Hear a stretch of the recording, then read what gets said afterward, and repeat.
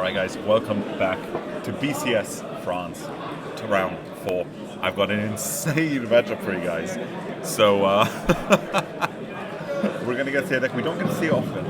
We're going to be transitioning over to the fight screen in just a moment. Our players are going to be deciding who's going to be going first, and as soon as they're good to go, they're going to go live. We have 7 Racer on Crest Rose versus my GOAT, MonsterLunch, sitting on a cool, calm, and collected Glendios list. My freaking GOAT. So this is going to be a really, really interesting matchup. I love seeing it. And so guys, do stay tuned. We're going to be getting started in just a moment.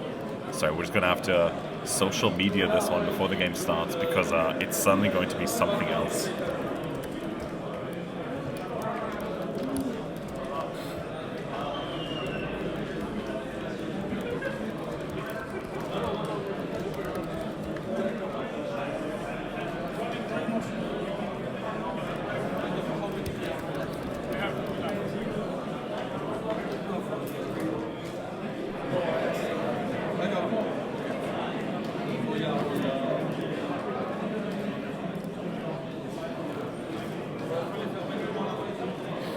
There we go. We're going to be ready to go in just a moment.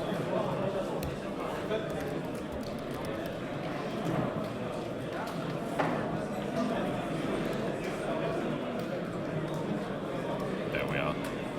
And so we're going to be ready to go in just a moment. As soon as the players are good to go, we're going to be getting started. We're going to be getting started right now. Yes, sir, I've got to media that social. And so we're going to be getting started with Peter the Ghosty versus my GOAT. Oh, my GOAT is on Glendios. I'm so happy. Holy crap. So good.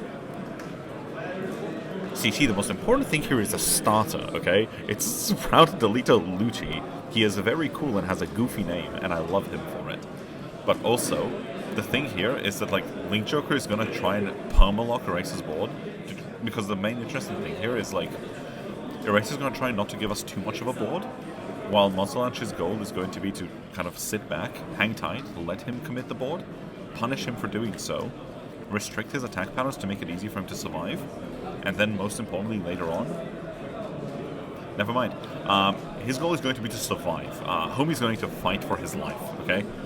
And so what we're going to be seeing here is a lot of glam, but beyond the glam, the thing here is going to effectively be that, like, he's going to try and hang back, try and bait out his opponent's Messiah, and then once Eraser has burned his Messiah, then he's able to kind of clap back fully, because so long as the option for Messiah exists, MonsterLunch is somewhat behind, because at any point Eraser can just go negate his entire advantage, right? So it's going to be really, really interesting seeing how he decides to address this, but normally a more, like, paced approach, where you try and slowly, like, you could potentially try and double avalanche. I just feel like that's a little risky, because odds are you're not winning through damage here. You're probably going to try and go for a war of attrition against Granblue, because they can't put things back infinitely. And you just hope that you limit their board enough to where they never fully recover. But the main thing we're going to be able to see here as well is their European debut, let's call it, of a lot of V-Clan collection cards. So for example, on the Vanguard is Star Vader Magma Hollow, which is one place. If you have a Vanguard with Star Deleter, you CV1 search your deck for a reverse unit, which is pretty cool. The second effect's a regular effect, so it doesn't really concern us, but yeah, here we sit. But you're going to call the Craving Claw, you're going to top 5 for a Star Vader. Again, interesting card. So a lot of Craving Claw, I think a lot of people get kind of, as a concept, confused with Demolition Dragon, because Demolition Dragon just draws you a card, right? All reliable, always good to draw. The thing with Craving Claw is it top 5s for a Star Vader, which means that the thing with Link Joker is the hand quality on average tends to actually be fairly low in terms of defensive options. Offensively, it could have a lot more control, but defensively, it normally doesn't have too much going on. Unfortunately, most of that comes down to the Cosmic Eagle, which I don't believe we're seeing in MonsterLunch's hand just yet. But I'll tell you what I am seeing is a lot of spice, because what a lot of Link Joker players, well, exclusively Glendios players have started running is a couple of old cards, so shout out to you Zero Heads out there. The main one that's kind of interesting is a card called Rubidium, whose effect is you can retire it on Guardian Circle. So effectively what you do you call him to Guardian, you pop him, and then if your Vanguard is Glendios, you then basically reroute to one of your... you get to reroute to one of your reverse units. And then you got Glendios with the Force Marker coming out. Because, yeah, you're going to slowly start beating, but you're not, I don't think you're often killing them through damage. But the Zirconium, my beloved, on play, CB1, call the top card of your deck as locked. If it's called to the back row, he gains 10k, and you draw a card. And if you have a locked unit, your opponent has a locked unit, and your opponent is grade 3 or greater, your Vanguard is going to become 2 critical until the end of... Oh, not until the end of turn, for as long as it's in effect. It's continuous effect. So you guys would have seen a lot of this during Freeze Ray control earlier on in the season, and now that's coming up again. And oh, we're actually seeing the, I think it's Worldline Dragon, I believe. It used to be a starter, now a grade 1 in V. The main thing with it is it used to be at the start of every turn, discard a card, top 5 for a Link Joker, but now it's on play, Soul Blast 1, discard a reverse, and you can top 7 for up to 2 Starvaders and add them to your hand, shuffle the deck. So it's a pretty intense deck thing, which is something you don't often see, especially in control decks like this. But you have a situation where you keep searching your reverses, you keep filtering your Starvaders, and so on and so forth. And hopefully you end up with a pretty small deck by the end of it, but the Zirconium plus the Craving Claw is about as good as it's going to get for you. So you love seeing it as the Link Joker player here. MonsterLunch having the time of his life.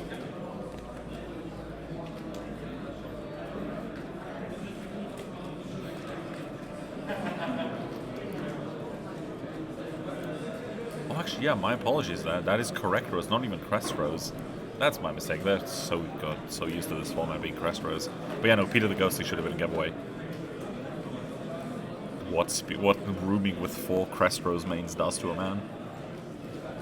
I forgot that Rose has other starters. What do you mean your deck doesn't run 4 shades? Like, what do you mean? That's illegal. Rose decks aren't allowed to do that. But yeah, it's going to be the Guardian take plus. It says 2 to pass. Is MonsterLunch going to say, and what? It's pretty close to it, actually. He's going to check a critical trigger.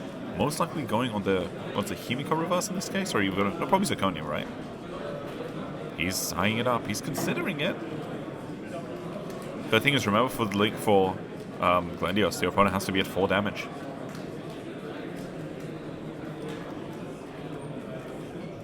Yeah, because for those actually, wait, is that my misremembering? I must be remembering the wrong Glendios. So, effectively, what you care about here is at the beginning of the main phase, if you have 5 or if you have 5 or more cards in your damage zone and your opponent has 5 or more locked cards, you win. So you know that the odds of MonsterLunch not taking damage is actually pretty low. He's probably going to keep it just to the point where he can not die and still give himself the space to be able to... Oh, also sending his opponent to 3 is very nice. He just wants the space to be able to put his opponent to a full lock board after a Messiah and then survive a turn. That's really his game plan here. Although, I will say, if I get to see World End on stream, man, those SEC victors aren't going to be buying themselves. There we go, yeah, it's going to be the Beatrice Rite. Is this more of a Beatrice toolbox then? Okay, so we're seeing the Beatrice Rite. We're going to add the Protect marker to our hand. Discard Soul Blast the Bone here. Probably looking to revive the ship. Yeah, we're going to try and stabilize here. Thankfully, you're going to capitalize on the fact that MonsterLunch either isn't running on or isn't seeing Freeze Ray. We know he's not running it, but unfortunately his opponent might not. A lot of Link Joker players, especially the list at top recently, I believe it was in America, had a... Oh, sorry, no, it was not America, it was Cardiff. I was there. The Cardiff player, I believe, did play Freeze Ray, so people might still be expecting that list. So they might be considering this to be a soft break. But I think in this case you just try and push a little bit, because you know you're going to be pushed back. So I think you're just going to keep... Because they're just going to swing Ray, all triggers Ray and then try and swing for game, because you're going to try and choke your opponent out. Especially in Granblue, where, like, once they run out of CB, they're going to always leave themselves at 1. But once they run out, they need the Jessie. So you're kind of just like preying on your opponent just not having it. And I mean, you're going to get a very telling situation depending on whether his opponent decides to, whether Racer here decides to mill that or not. Because yeah, we know for a fact that he is of course on Jessie, but not seeing it just yet. We have to assume it must be in his hand.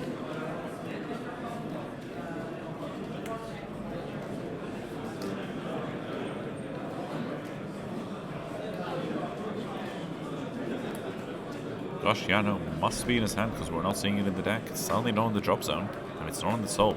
Unless he missed it. Unless I went to damage and I missed it, but I suppose. Yeah, not locking the Tommy there is suddenly a decision. So the thing with the... I suspect the one thing is made because a lot of the old reverse units don't get to interact with it too much. So once it goes to bind, it's kind of gone. So it's not a case for repeated locking, which might be difficult here. Because I think Eraser might try and drag this out and kind of run MonsterLunch out of reverses. But I think it might be a bit of a weird struggle for him, because I don't think a lot of people are very aware of how to play into Glendios or around Glendios. So I think that what's been happening is MonsterLunch has been kind of exploiting that weakness in players, knowing full well that, you know, they're not going to be able to do it, so you kind of want them to make the mistake. Although, interesting enough, one of the things we've seen MonsterLunch lean towards is he's cut the Avalanche down to 1 and effectively used that slot in order to fit in a glue ball plate, like a pair of glue balls. Which is an interesting decision, to be sure, because the thing with glue ball is it gives you a full board lock, which Avalanche doesn't really, but Avalanche does give you the alternate win con for Egog, so it means there's no Egog here, no Bayon, which I think is the really scary option. Because I wonder what his matchup into Crest deck is looking like.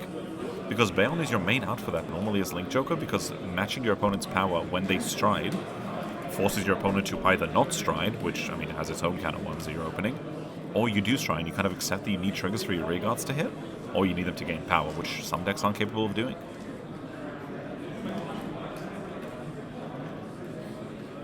Yeah, Eraser just going for the setup. I think he's going to try and blow his opponent up later on. I think he's going to try and farm hand and set up game states where he's always like within a crit of game, just so that MonsterLunch is always on the edge. Because like we said earlier, the thing with Link Joker is their hand quality is fairly low defensively. For example, here, you know, MonsterLunch gets the defensive, but unfortunately for him, not live. So he gets the 10k, but the heal doesn't do it. If the heal had, maybe we'd have a different conversation right now. But at the moment, we're going to be having a pretty tricky one. Yeah, he's going to be G-guarding again. Unfortunately, Link Joker's G-guards just aren't fantastic. Yeah, we're going to be seeing the Cosmo Wreath here.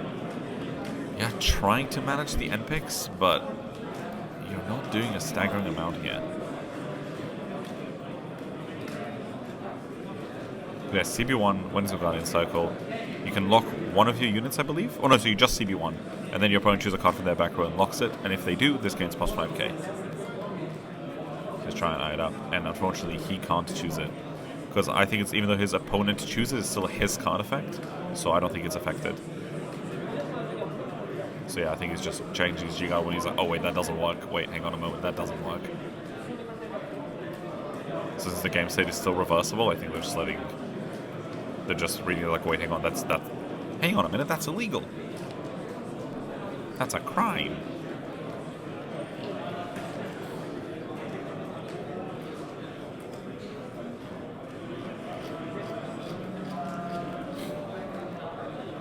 Because the thing I wonder is, I wonder how much he wants to be committing Magna Hollows at this stage in the game, because they are your best beater, but unfortunately it means you're losing all of your reverse units, and if I remember correctly, a lot of the later Glendios strides require you to pop reverse units. So I'd imagine MonsterLunch might be waiting till after that to start kind of getting rid of them, but also don't know how much Magna Hollow is going to be coming up in this matchup. Because his hand is small, and I don't believe he's got any in there, because we saw one go to either damage zone or remove from play earlier. I believe his first damage was a Magna Hollow, he rode one. So at most he has 2 more, and he's just like not really been seeing them off of his top 7s and top 5, so I wonder what's going to be happening here actually.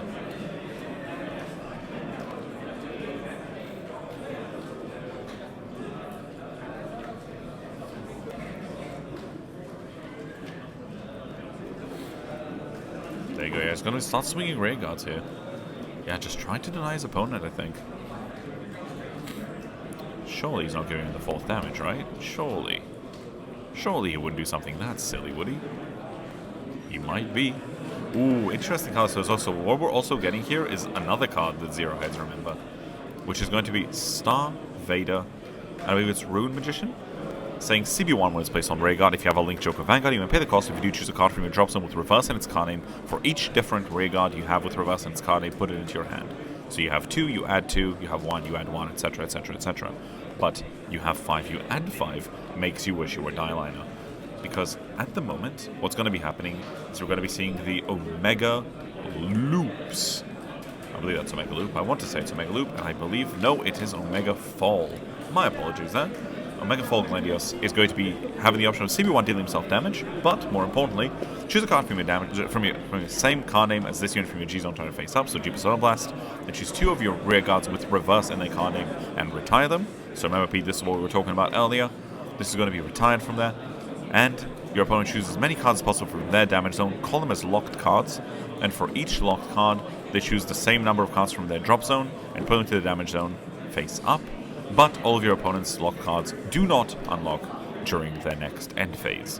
So you give them CC3 but lock the board for it, which is not an insignificant thing for Granblue right now, because it effectively forces a Messiah Stride, which is a damn near vanilla turn. Which is, again, a really, really, really scary position to be in if you're Eraser right now. It's so strange. Sometimes I forget like people's first names, then you have to just go off of their usernames, and sometimes it doesn't roll off the tongue. But here, what you're going to be looking at is you're looking at the Call 3, and the thing is, you know for a fact that MonsterLunch has a couple of Zirconiums in hand, and unfortunately no CC. That is, again, one thing that Bring Back Zinc, she has done nothing wrong. But yeah, here, you're going to show us a reverse card. Before you activate the effect, you're going to pop them. You're going to give us 3 locked cards, which means at most, our opponent is going to have 1 card available, which is really nothing for a Granblue turn. For a combo deck that really relies on having both of its front rows open. Oh? Are you sure about that? Are you sure about that? There we go, he's opting to go over the end picks here, and then choosing 3 cards from his drop zone and putting them into the damage zone.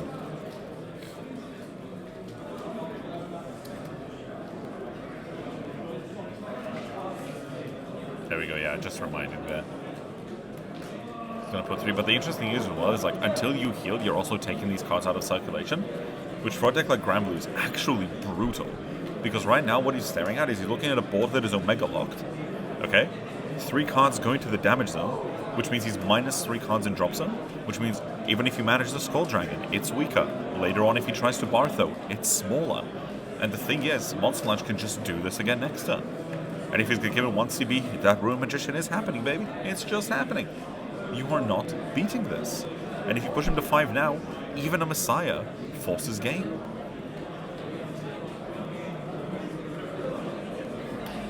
Yeah, the double SP, so what a crazy effect. What an insane stride. You gotta respect the cards. Like, Link Joker is such an odd deck, or such an odd nation, or clan, but probably one of my favorites, just because of little interactions like these. These are absolutely nuts. Like, they're just so powerful.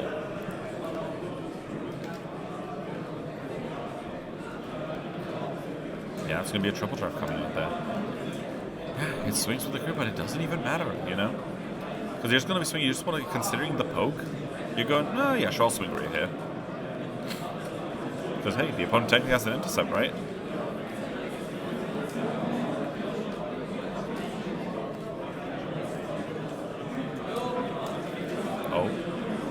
Oh?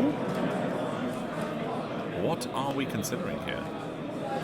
Yeah, no, we're just letting it happen. And then we're going to say pass turn over to our opponents. Omega Fall going back to the G-Zone as Eraser returns to nothingness. Yeah, he's looking at his stride. He's going, am I going to have to go Messiah here? And MonsterLunch is saying, buddy, please do. Because although he's going to have to eat a full combo turn, that doesn't really matter. If you get to climb back with 3 locked cards, double Zirconium, lock their entire board, no more Messiahs. Do not pass go, do not collect 200, and now you have 1 turn to make it count.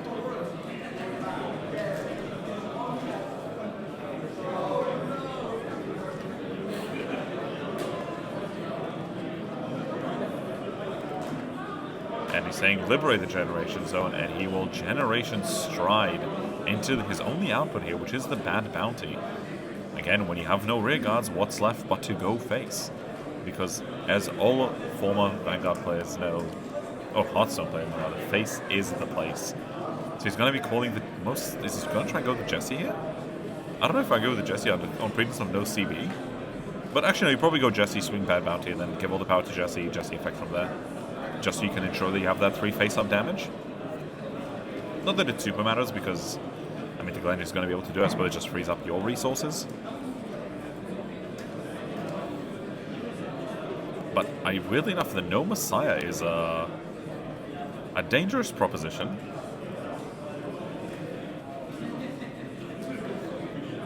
But the thing is that guarantees that you're not going to get a Mega Fall next turn. 2 PGs is nothing to scoff at. 1 damage is unfortunate. It is a bit sad. But the thing as well here is I believe what MonsterLunch might be forced to do here is go for his second Mega Glendios stride. We might be looking at the Omega Loop here, which is going to be CB2 and G Persona Blast.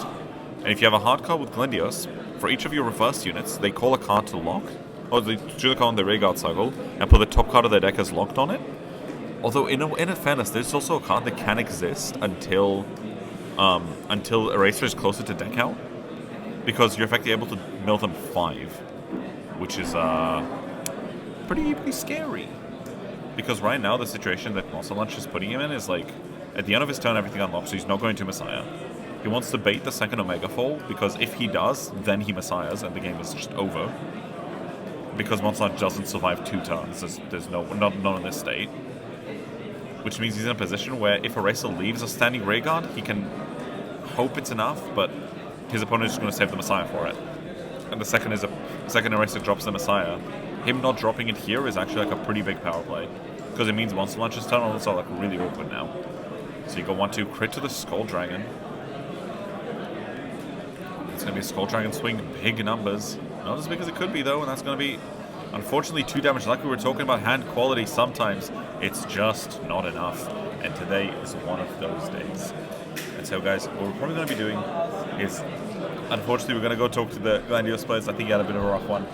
Unfortunately, like we said, Ling Joker doesn't have the best hand quality when it comes to defense, but it is doing everything that it can. And so, I believe they're actually X2 now, but they were X1 going into this round, I believe, so both players are X1. Oh, rather, Eraser is X1, MonsterLunch is X2. And so, what we're probably going to do is we're going to take a little break. We're going to have a look at some decks that are available to us, and we're going to be back in just a few minutes. Don't go anywhere, guys. Round 5? 5? We'll be starting very, very soon. Give us 5 to 10 minutes, get a coffee, get a drink. We'll be right back. See you in a few minutes, guys. Take care.